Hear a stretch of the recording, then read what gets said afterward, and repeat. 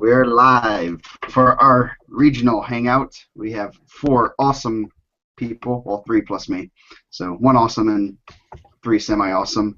We got the Mouth of the South, Triple B. Couldn't find the megaphone. Yeah, he doesn't need a megaphone. He just shouts. We have Triple Nick W. Weeze John. Yes. I don't know what's your nickname, Mike. Are you? No gimmick needed. Region Rat Jr. Is he Region Rat Jr.? Yes. No, I don't got enough talk. Stardust is formerly known as Stardust. That's an old one.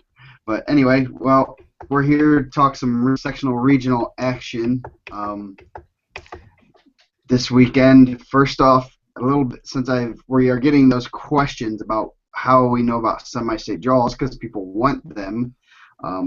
Give it a little bit of a lowdown on what goes on with that. First off, you do not know your semi-state draws until the afternoon on Saturday after regionals done. Usually ADs will hand out the paper with some random formula that looks like it's in another language, and you have to decipher that.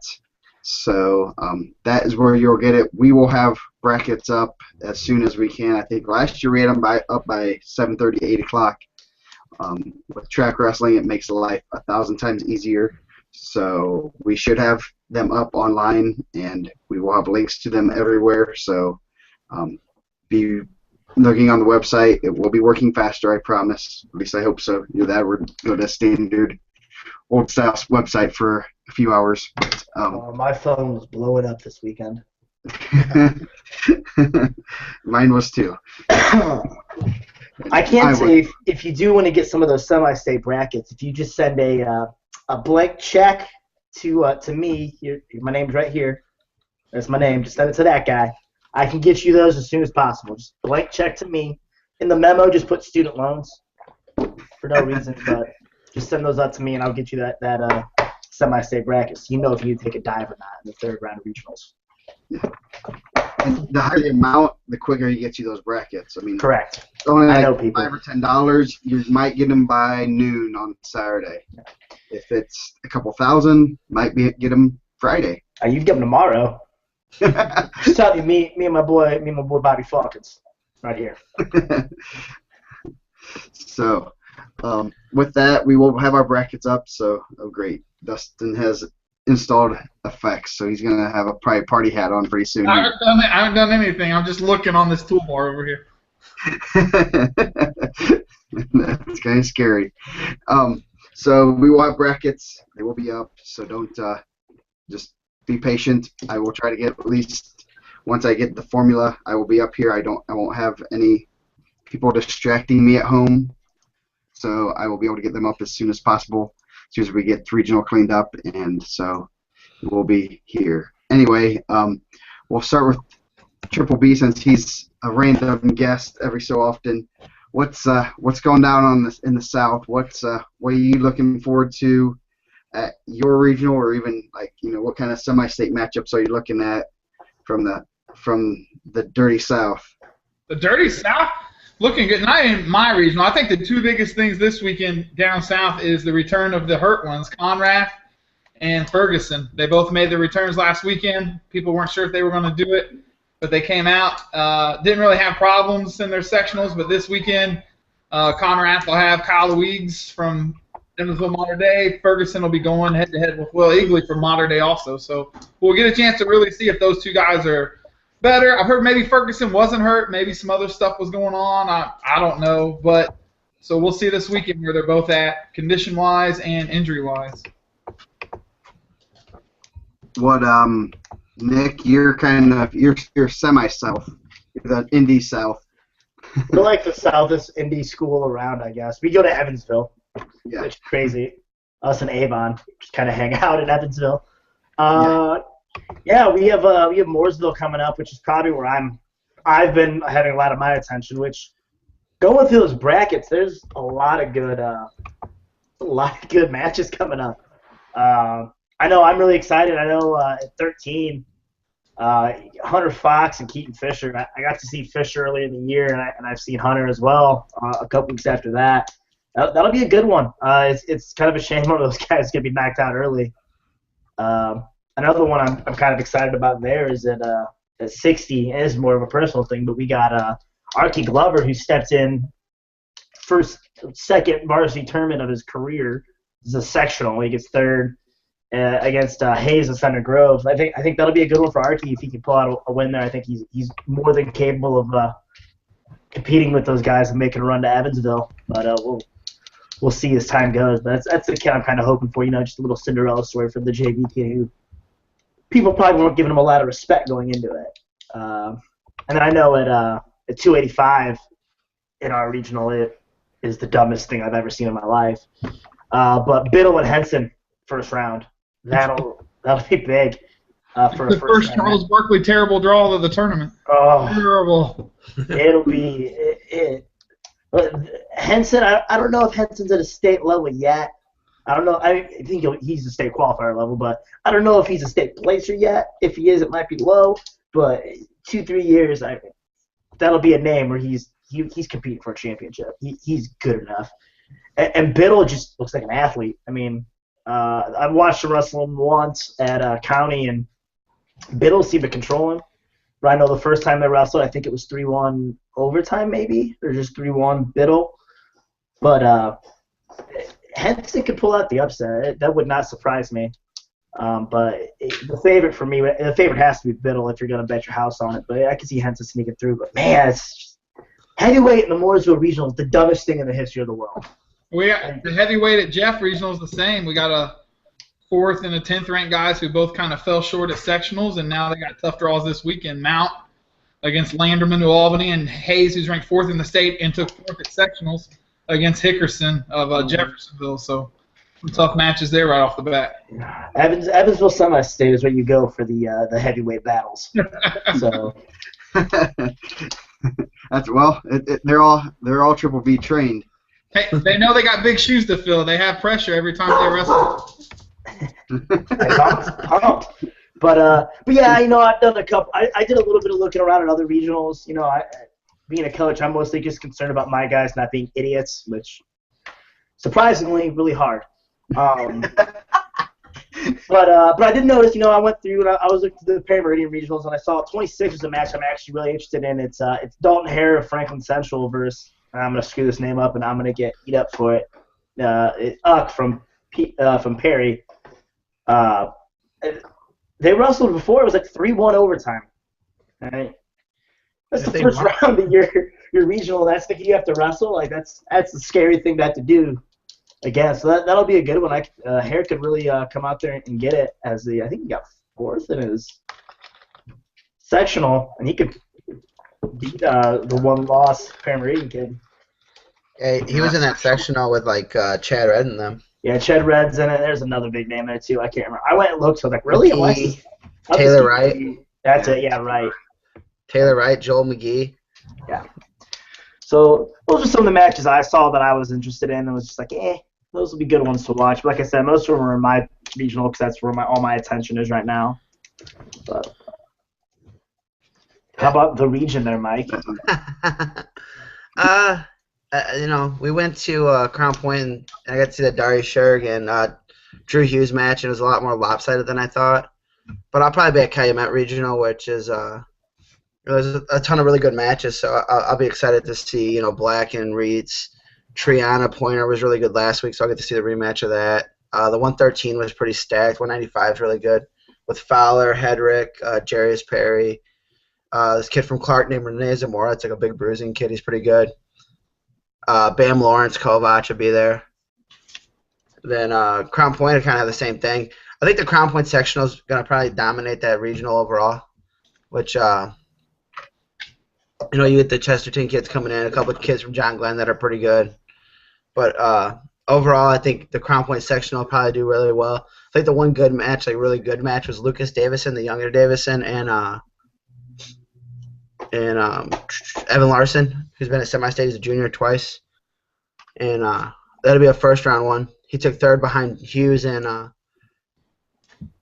Sherg. And then Dotson beat Davison. So, and then putting Adam Dotson in there, I think, is going to be interesting, just because he's an undefeated kid, returning state qualifier, had some good matches with Kenny Hughes last year. Just to kind of see him and Sher go at it. I was really surprised how lopsided that match was. Did Drew just get on top and go to work, or was it? Took him down twice, turned him twice. A couple times I thought where Dari tried to roll through it and grab his head, they could have gave him a 2 count. 11-0's a big score, but really it could have been worse. It wasn't close. It's interesting. Definitely, like you said last week, Sugar only has 10 losses on his career. 2-time semifinalist. That's a lot of that's a good wrestler, kid. That's probably very much underrated as far as the state goes. When you look at the seniors and stuff, when you're thinking of Cash and Forte and James, and Sugar's right up there with them. So, I mean, yeah. And that's a no matter how you look at it, that's a pretty big wide margin. And some of the guys, when you're doing the rankings, you don't get to see them against a lot of top guys. Like I don't think Drew. He had a couple notable wins. Obviously, he won Al Smith, but he wasn't wrestling a lot of guys with medals or state experience. So I was excited to see this, a guy that's a returning runner-up, and man, it was really one-sided. Maybe I heard Darden was a little under the weather, but a lot of guys are under the weather, I guess. Yeah, I think maybe he could turn it around, but it was not as close as I thought it was going to be. Yeah. Any big matchups you're looking at out like that are going to possibly be the semi-state draws that are who you're looking at, who they could draw? I mean, I know we talked about the potential to have like the Sure Hughes loser and Dodson drawn into Sopco. Any other ones that you're looking at that like might jump out at you? Yeah, and when they came out of the same semi-state as we go to, it's it becomes all about draws really. I think a lot of the matchups are going to be how you fall. Like Colin Pointer goes 3-0 with Triana. If he loses, or if Triana loses, you could draw Colton Cummings in the ticket round, or you could have Ian Dombrowski. Dombrowski beat Batista, who's ranked 10th, and that could be a ticket round with Triana. So it becomes a lot of those matchups, and then you're kind of pulling. I don't want to say I don't ever feel like Maryville's the best semi-state. I don't ever push it like that, but you're pulling from 3 pretty powerful areas, like 3 pretty good regionals. Calumet's a real top-heavy regional, so you're gonna have a lot of really good kids, and then Crown Point, Lowell, Hanover's had some really good kids go through there. Valpo's good, Chesterton, and then the Rochester regional is really good. You're gonna get some of those Penn kids get through.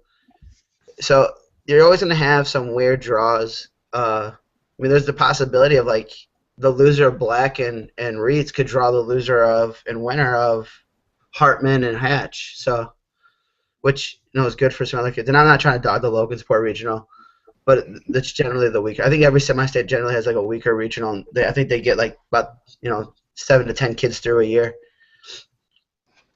Yeah, the Logansport regional does look a little bit tougher this year. Harrison look like they're better, and there's some other kids that are coming through that are solid. I mean, their champs are going to be. I assume they're going to be pretty solid, but at the same time, if they draw into guys like Scherg or Black or Reitz, they're going to be in trouble. But I mean, that's that's any of the champions that draw into one of those guys.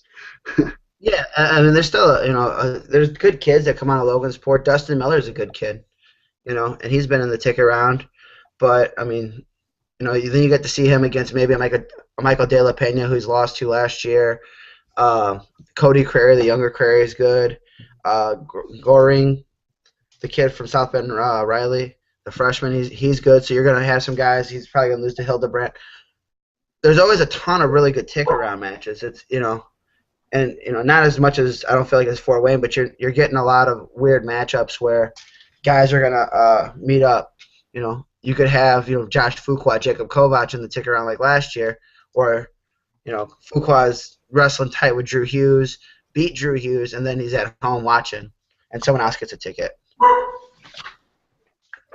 I guess that's the beauty and the flaw in our state system is that, the single elimination, the guys are gonna be eliminated that should medal. Like Josh Fuqua obviously was a finalist, a medalist, and he's wrestling the state runner-up for a ticket to go.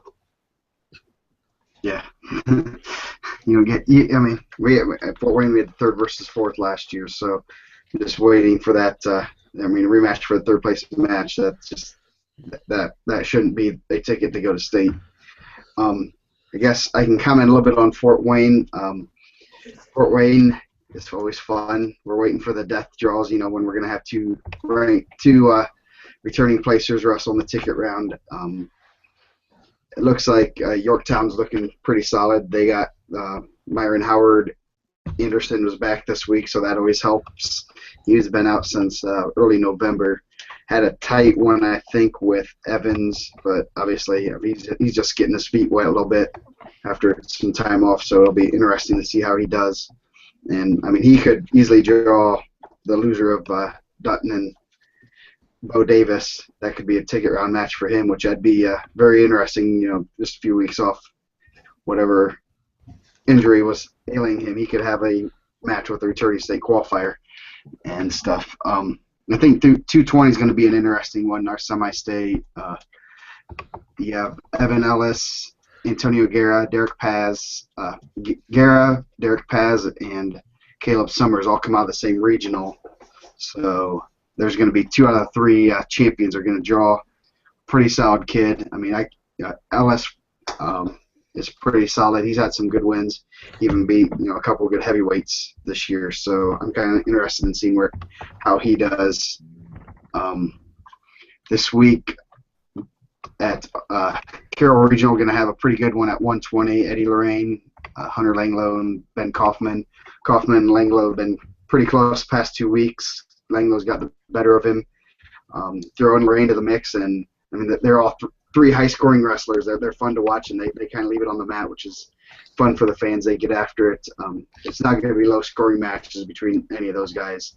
I think what was it? Lorraine and Lango was like 15-13 or something like that. That team state. Yeah. I think Lorraine had a late field goal, and to win that one. It's just all 3 of those guys are they put points on the board and they let it go. So it's going to be fun. Got a pretty good one at 26. Doster, Raypole, Rhodes, 12 losses on the year, all of them to probably state-ranked guys. Mike's highest loss guy on the watch list, I think. I'm a Drake Rhodes fan. He just lost to Doster 3-2 last week. So I sent him that text, and that's Doster right now is looking like he might be the champ out of the semi-state. He's one of the favorites, and he just had a 3-2 match with a kid that has 12 losses. So that'll be an interesting one. Not really very many first-round matches that, at least at Carroll, that I've seen that kind of jump out at me. There's, it should pretty much go to chalk. I think a lot of the 1s and 2s are pretty much going to win for both sectionals. So there's not going to be too many 3s or 4s. I think I saw should really good matches, and there are a couple 2-3s, but not a whole lot.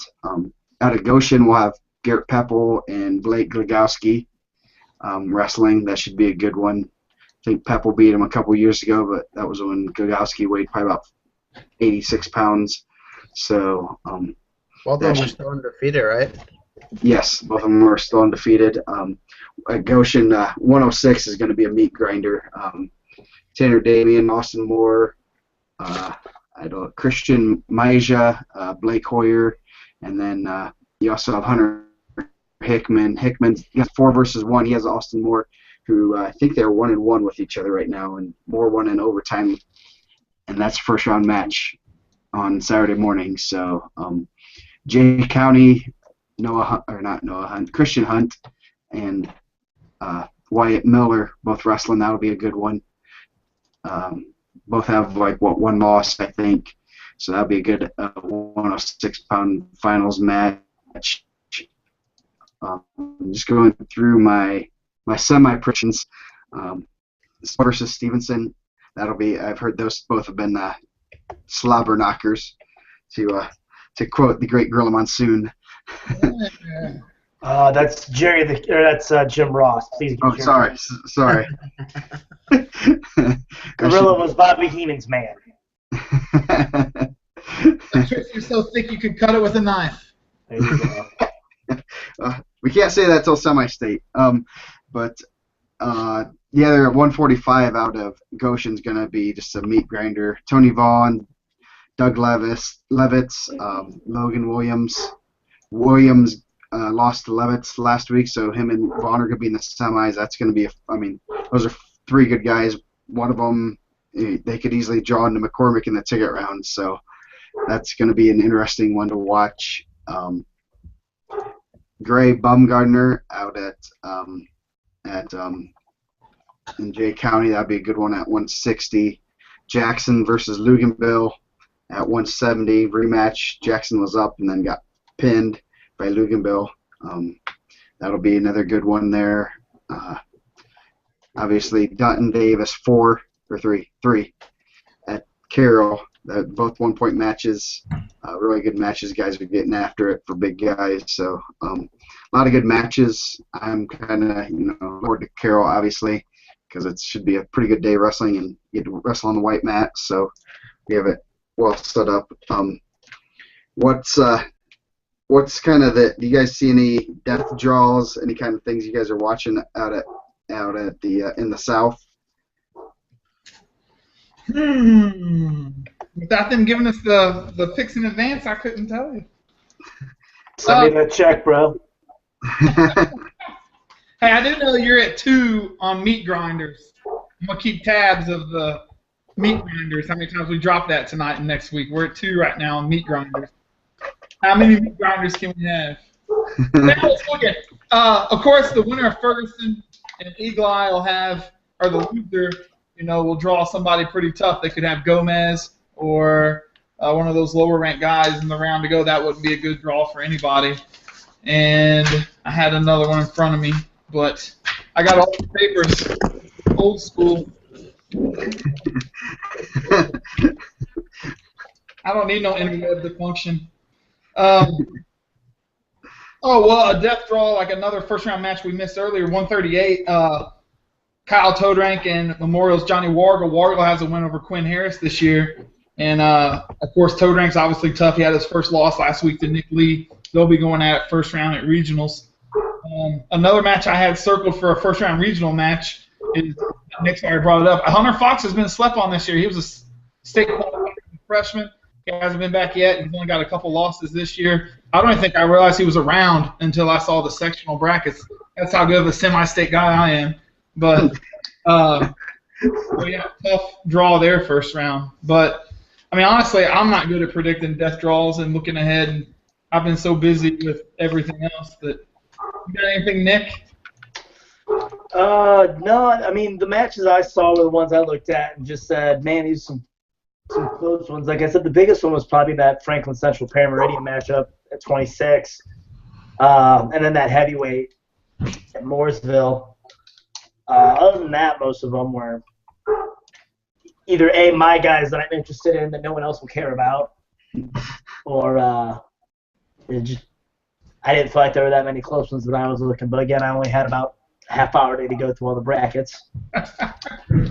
Yeah, we are leaving out the Indy area. Mike, do you have any comment? I know the Prairie Meridian Regional is going to be tough. One big upset kind of we saw last week, Keon Murphy beats Cameron Deep, which doesn't really do too much for the regional bracket, other than Deep has to wrestle probably near in the semis. Any other upsets you saw this week that kind of, obviously it doesn't really, the sectional doesn't really matter too much, I guess. I won't say it doesn't, but it doesn't. I was surprised to see Zach Milo lose, the Cathedral freshman, at 126. He got beat in the finals. Now he'll have Tyler Flood first round at the regional. That semi-state's so deep at 26. It's really overall really good. Because I mean, just in that regional, I'm just looking at that regional bracket. You have O'Neal from Hamilton Heights, 26-1, who had a pretty good summer. You're gonna have Flood Milo first round. Then you have Dakota Cole, and then you'll have the kid Keelan Seats that beat Milo. So I mean, it's just one of those weights overall. I think it's pretty good. So that was pretty surprising to me. We talked a little bit about earlier. Kobe Mount, when he lost, I was a little surprised. I was I was happy he came back, and then he had lost early on in the year, but he was right there for a ticket last year, right? Yeah, and I was there. I mean, just his gas isn't there yet. I mean, he gassed out fast. He was cutting. I know he was well above 300. I mean, I think maybe started the season around 320, 330. So he cut some weight, and I don't know. I mean, just, like I said, he blew up about midway through the second in both those matches that I saw him wrestling. So I told their coaches they got 2 weeks to get him in shape, or else maybe now one.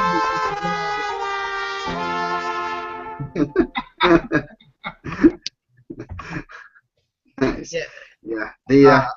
I just like hearing that heavyweights cutting weight. That's good. Hey, I cut 45 pounds my senior year. It happens. I heard he's a big dude. Yeah.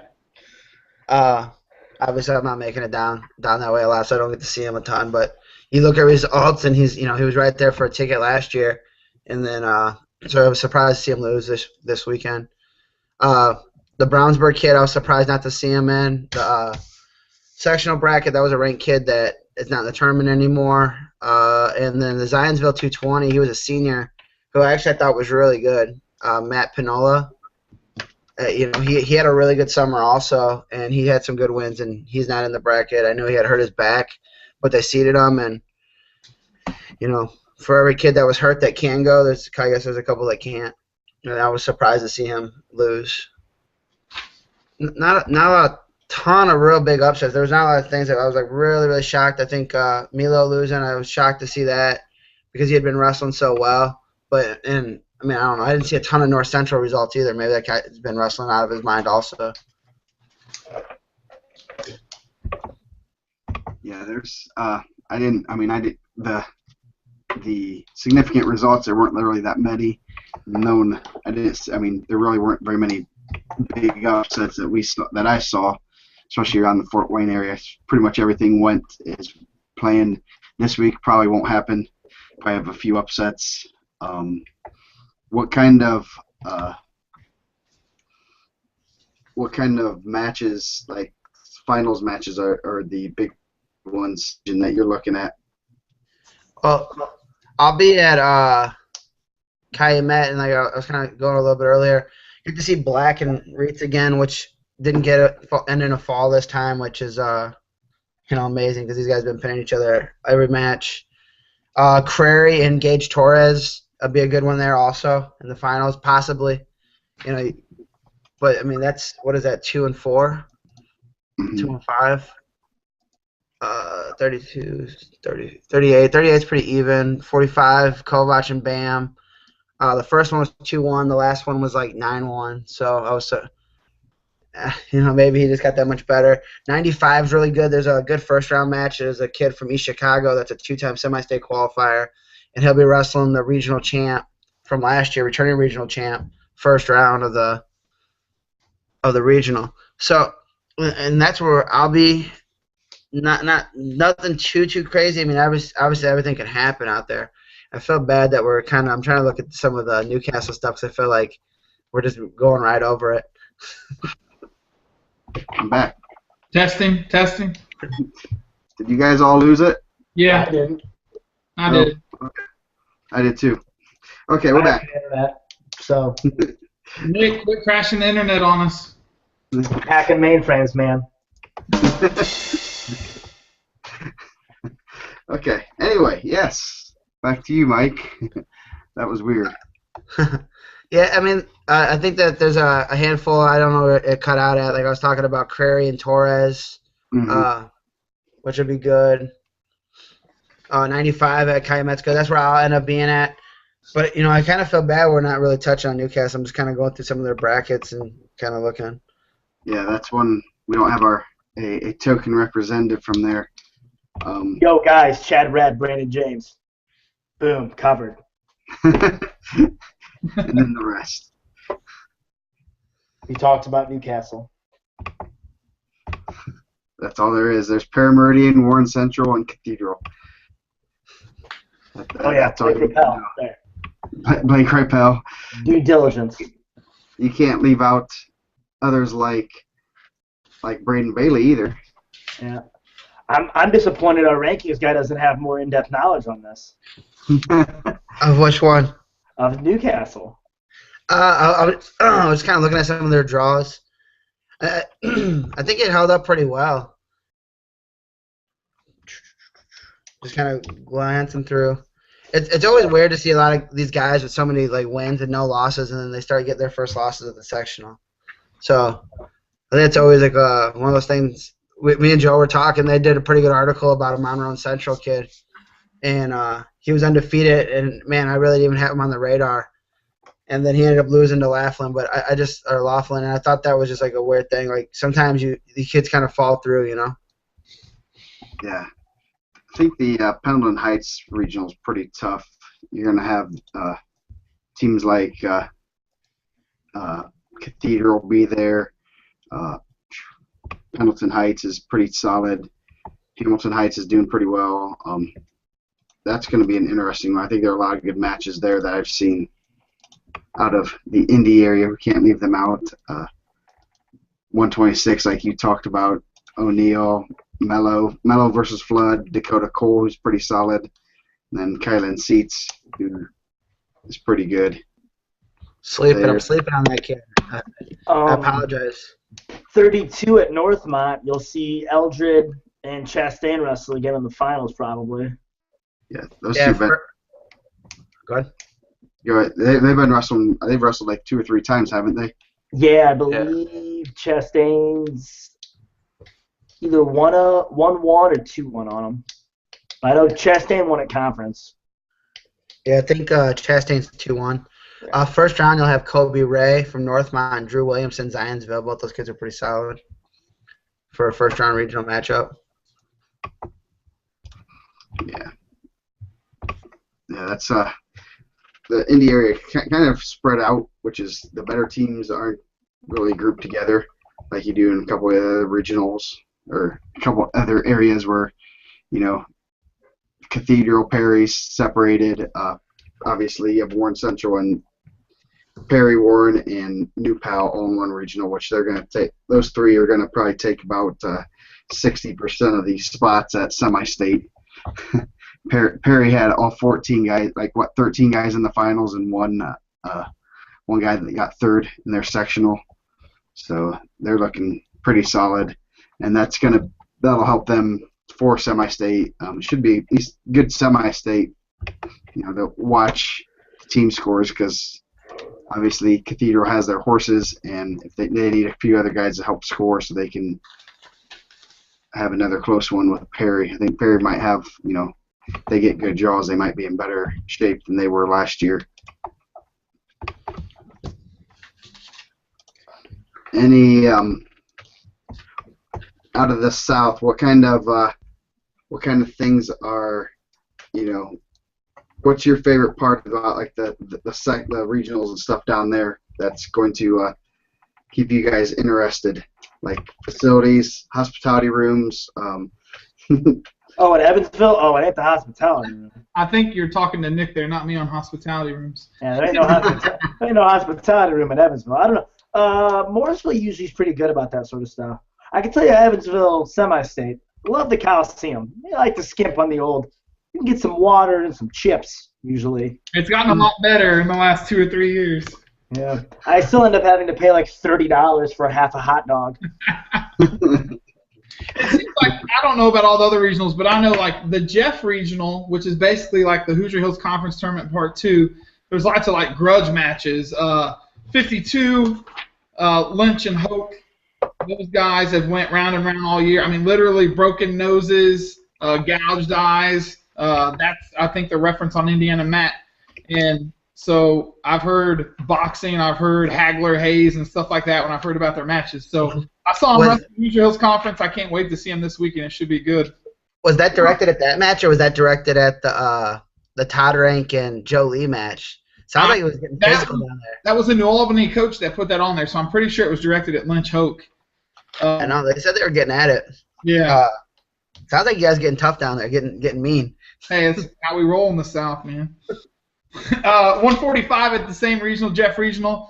Andrew Herron and Brian Haynes. Haynes, a returning state qualifier. Herron, he slipped a little bit. He was top 5 at one point. They wrestled at Jeff Classic.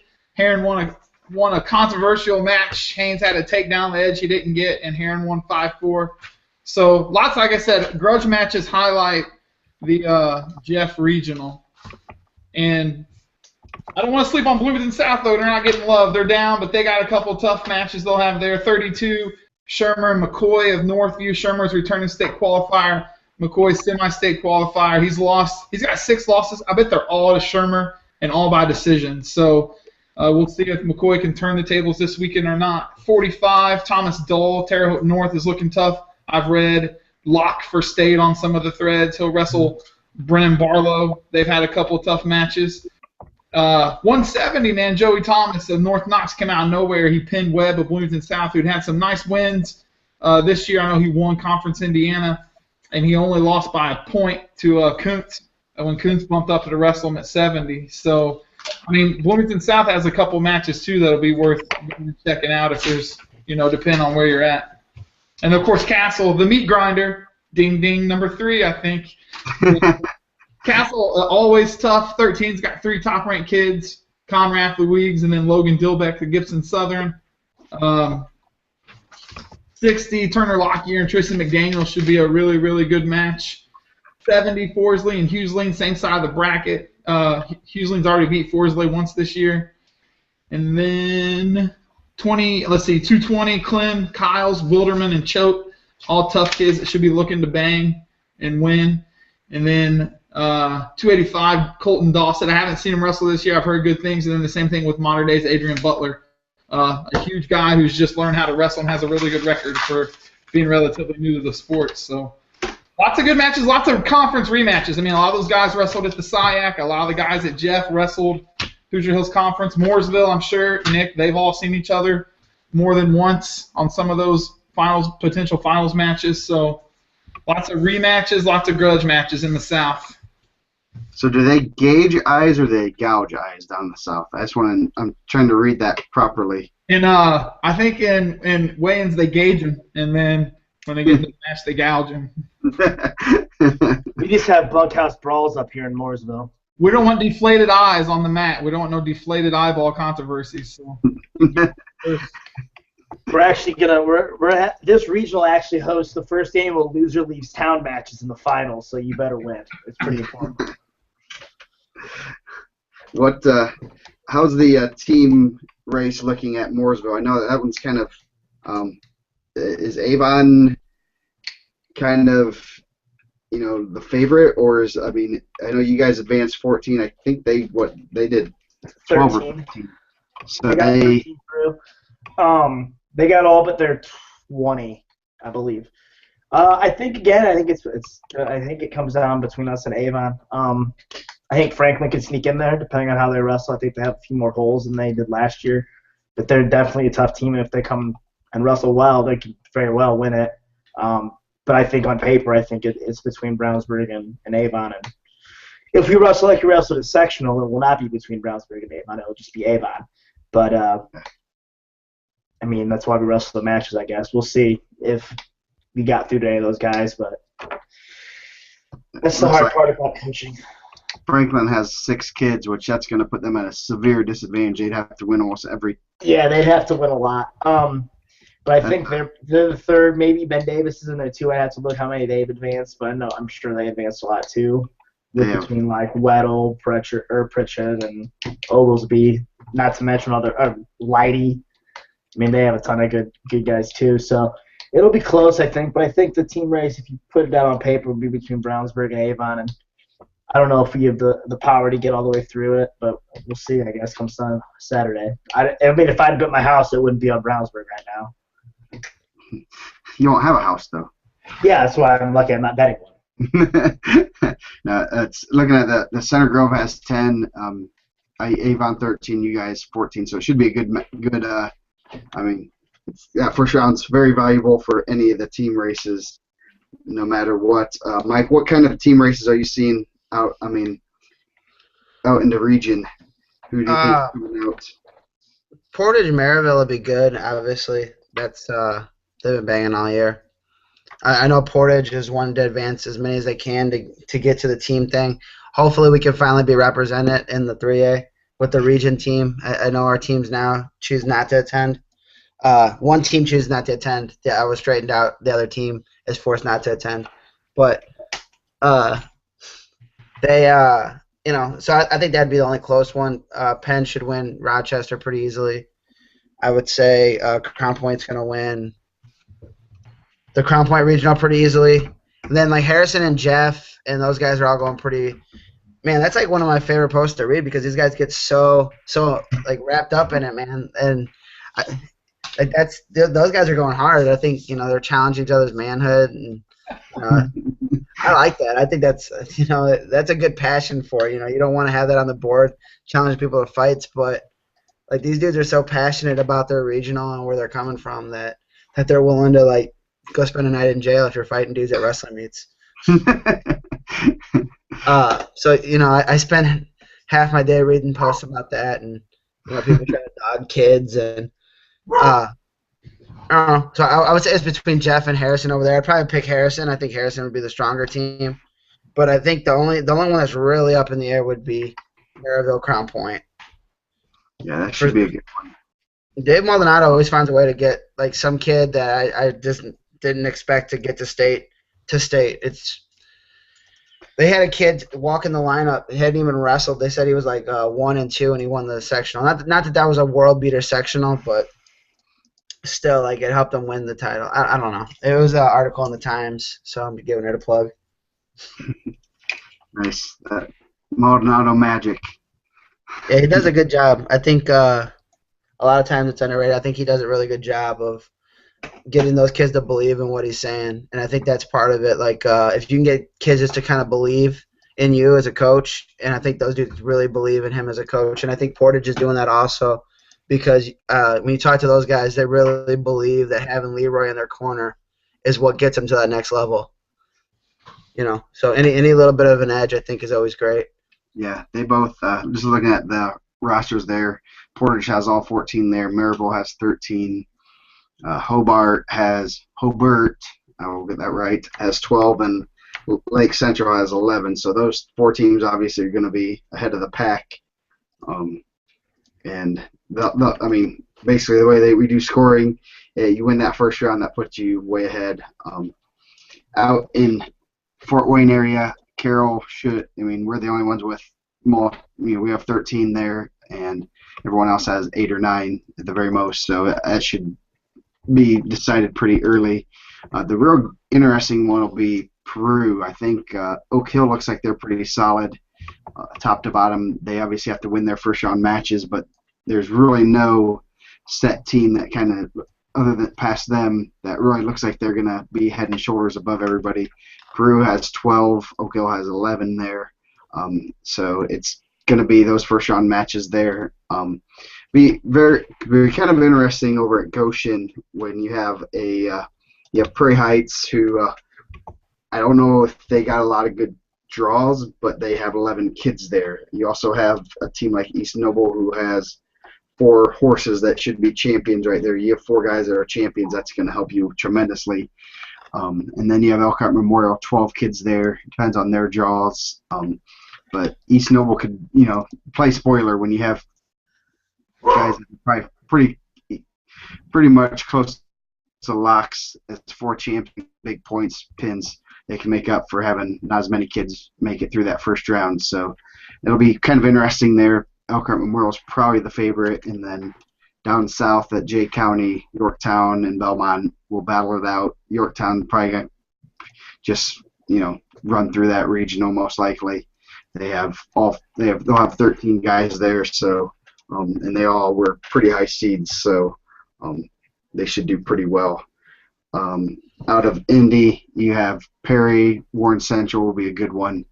That should be. They both bring in a lot of kids, and I think the Warren kids, as long as they're not drawn into Perry kids, should all win those first round matches. Because the Perry regional is not as strong there. Cathedral probably is the favorite out of theirs. North Montgomery is quite an interesting one. That one was pretty close last year. I think Carmel won that late. Lebanon's pretty solid. They have 8. North Montgomery's bringing in 10. Southmont has 12. Zionsville has 11. Carmel has 8. Pretty. That one would probably be the toss-up. Hamilton Southeastern has 9. They might be ones that I think they might be kind of the favorites there, but a lot of teams very even. It just depends on matchups right there. Yeah, and I think that regional really gets a lot of good teams that kind of, not that they're beating Yorktown in the 2A, but that's a good spot where those 2A teams are really coming out of, for the team state series. Yeah, Lawrence North could definitely give Cathedral a good match. I think they're bringing all 14. Cathedral has 12. Pendleton Heights has 12 out of that regional. And Lawrence North kind of snuck through kind of under the radar getting all 14. There's only a handful of teams that got 14 to regional, and they got some kids with some losing records. Coach Seltzer's a great coach, and he got some kids that weren't clicking at the right time, and got all those kids through, and that helps. If you're in the team race right there, they could easily kind of sneak into that championship compared to like Cathedral right there. So, yeah, and I think that Lawrence North has some guys that are like real sleepers on that team too, like Isaac Castro at 20. Not that Cameron Jones is a sleeper, but man, he went to the death with Ben Harvey now. And it's like this dude's wrestling so tight with everybody. He's really good. And then I want to say they're 82, 220, 285. 285 is a really undersized kid, but looks pretty strong and moves really well. So I think they have some guys that could really be sleepers. Then they got another kid like Turner at like 170. That's pretty good. Yeah, they also have Nick Smith at 132. That's pretty solid. Yeah. He has pretty good record. I'm looking at right now. Cameron Jones, he beat like Jackson he beat Dylan Jackson. Ricky Samuel's pretty tough. So it depends on their draws. That's a pretty solid top to bottom regional. That's probably one of the ones that has some good kids in there. Cathedral North Central has some pretty solid kids. They have 9 guys going through, so should be interesting down in the India area. We can't not talk about them. So we're gonna wrap up. Has a couple tough guys too. I know that they're they're always pushing, and I think they're trying to get some positivity going over there. So I know they got a 6-pounder that's undefeated, and they got a 26 that has 1 loss, and I think their 60 is pretty solid also. So I think that's another. That regional has a lot of weird weight classes where I'm kind of excited to see some of the matchups. I want to see some of these guys kind of go at it. Yeah, definitely. Any last? I guess we'll start wrapping up. Any last words of wisdom? We'll start with you, Triple B. Any last comments? Any things that? Any shout outs? Little Triple B's up want to know all this ruckus is about over here. Wants to know what's going on. Can you wave? No, see you later. No? Hey, what? You need a Kleenex to go to the bathroom.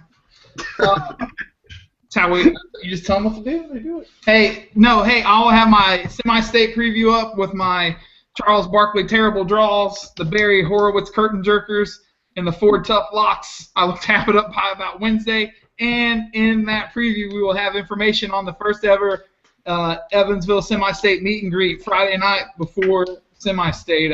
Working on 2 big special hosts or special guests, and we're going to take the west side of Evansville over. So I'll have information in the preview. We hope to see people that's going to be in Evansville Friday night come out and meet everybody and hang out.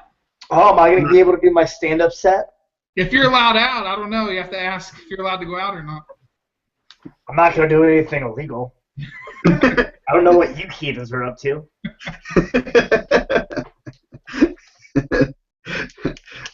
Nice. Sounds like fun. I guess when half the state has to travel to your semi-state, you guys get together and have a little bit of have some nice good old wrestling talk.